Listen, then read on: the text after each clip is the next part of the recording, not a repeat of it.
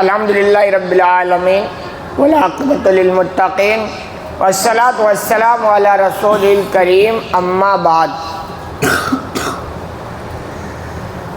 یہ ماہ رمضان جو ایک عظیم مہینہ ہے، اس کی بہت ہی خصوصیات ہیں۔ انہی خصوصیات میں سے ایک خصوصیت یہ ہے کہ جو لوگ اللہ کے لیے اس مہینے میں روزہ رکھتے ہیں یا کبھی بھی روزہ رکھتے ہیں، تو روزہ رکھنے والوں کے خصوصیات کہ اللہ کے بہت ہی مخصوص بندے ہوں گے، چنے ہوئے مقرب بندے، جن کو آپ دنیاوی بھاشا میں کہہ سکتے ہیں کہ اللہ کے وی آئی پی بندے۔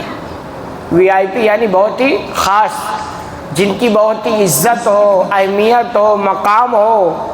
وی آئی پی لوگ جب کسی پارٹی وغیرہ میں آتے ہیں تو کیسا ان کا خیال کیا جاتا ہے؟ خصوصی طور پر ان کے آنے جانے کا راستہ الگ ہوتا ہے، ان کی بیٹھک الگ ہوتی ہے، ان پر توجہ دیا جاتا ہے۔ تو ایسے روزہ رکھنے والے اللہ کے بہت مخصوص یعنی وی آئی پی بندے ہوں گے۔ چونکہ دنیا میں انسانوں کا مزاج ہے، ہر کوئی عزت حاصل کرنا چاہتا ہے، یعنی وی آئی پی بننا چاہتا ہے، لیکن دنیا میں ہر ایک کے لیے ممکن نہیں ہے کہ وہ وی آئی پی بن جائے۔ لیکن یہ اصل وی آئی پی بننا بھی کوئی کامیابی نہیں۔ اصل وی آئی پی ہے کہ آپ اللہ کے نگاہ میں وی آئی پی بن جاؤ۔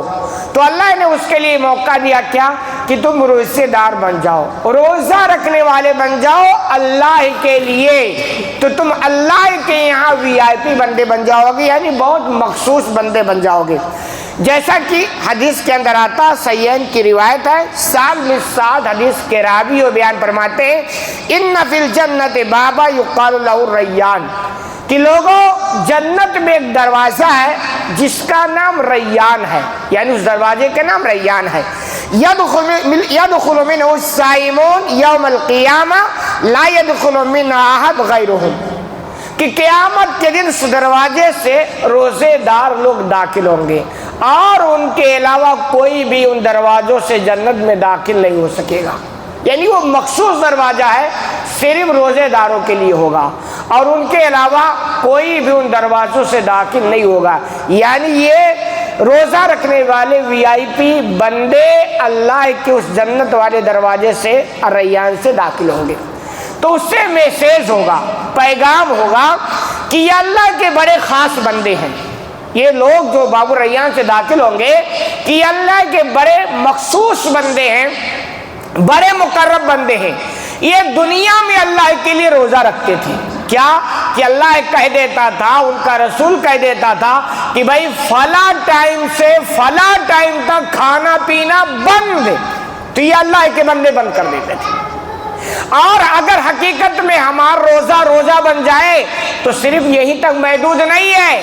روزے میں آپ دیکھیں نا، جو مزاج ہے وہ یہ کہ سحری کا ٹائم ختم، کھانا پینا بند، اور افطار کا ٹائم شروع، کھانا پینا شروع، یعنی ادھر بند ادھر شروع۔ زندگی میں دو کام ہوتے ہیں، یا تو کرنے کے ہوتے ہیں یا تو چھوڑنے کے ہوتے ہیں۔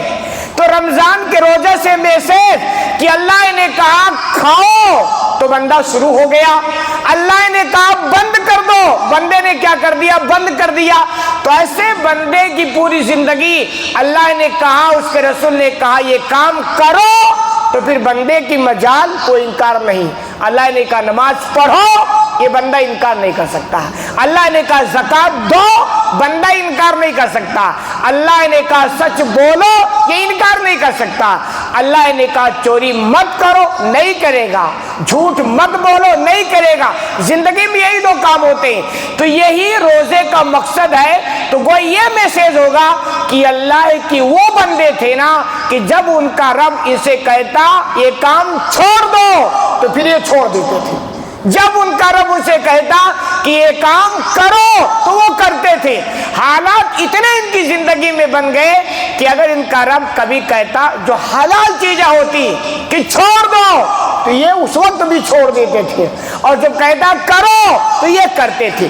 تو ایسے مخصوص اور مقرب بندے ہوں گے جن کے لیے اللہ نے باب الریان بنایا جنت میں داخل کے لیے، اور اسی دروازے سے وہ داخل ہوں گے۔